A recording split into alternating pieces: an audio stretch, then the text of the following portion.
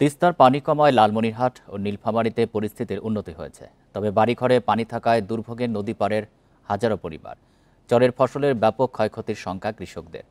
ভাঙন দেখা দিয়েছে বিভিন্ন এলাকায়। ক্ষতিগ্রস্তদের সহায়তা দিতে তালিকা করছে প্রশাসন। বান্ডেল থাকলে প্রতি সেনমানিতে টাকা বাঁচবে। বিকাশ সেনমানি বান্ডেল কিনে জিতুন প্রতি লেনদেনে। বন্যা পরিস্থিতি নিয়ে আরও জানাতে লালমনিরহাট থেকে যুক্ত হচ্ছেন সহকর্মী মাহফুজ রহমান। মাহফুজ, পানি তো কমতে শুরু করেছে, কিন্তু ঘরবাড়িতে পানি থাকায় দুর্ভোগে রয়েছে মানুষ। তাদের দুর্ভোগের চিত্র জানাবেন। আর বিশুদ্ধ খাবার এবং পানির সংকট রয়েছে। প্রশাসনের থেকে কোনো ব্যবস্থা কি নেওয়া হয়েছে ব্যাপারে?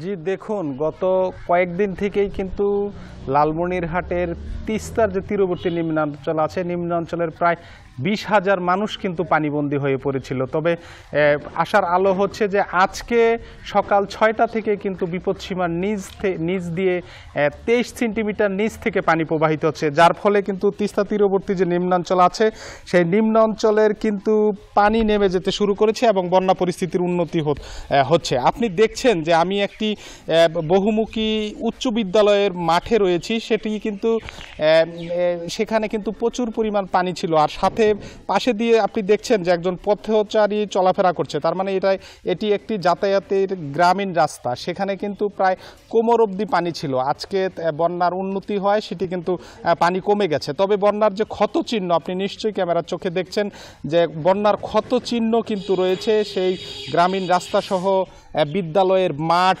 সব কিছুই কিন্তু ক্ষতচিহ্ন রয়েছে। আপনি দেখছেন যে এখানে সাধারণ মানুষের চলাফেরা করছে।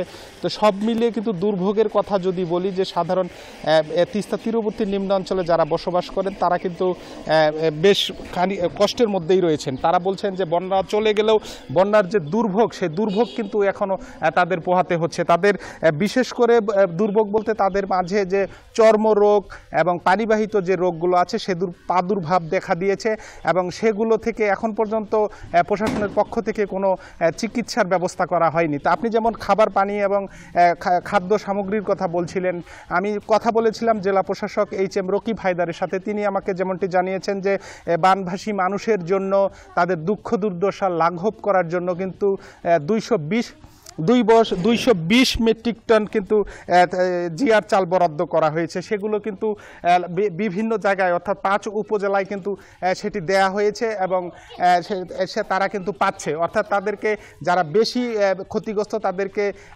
দেয়া হচ্ছে একটু বেশি পরিমাণ এবং যারা কম ক্ষতিগ্রস্ত তাদেরকে কিন্তু কম পরিমাণে দেওয়া হচ্ছে। তবে জেলা প্রশাসক জানিয়েছেন যে এই ধারাবাহিকতা অব্যাহত থাকবে, তাদের পাশে সরকার এবং সরকারিভাবে সহযোগিতা করবেন বলে জানিয়েছেন।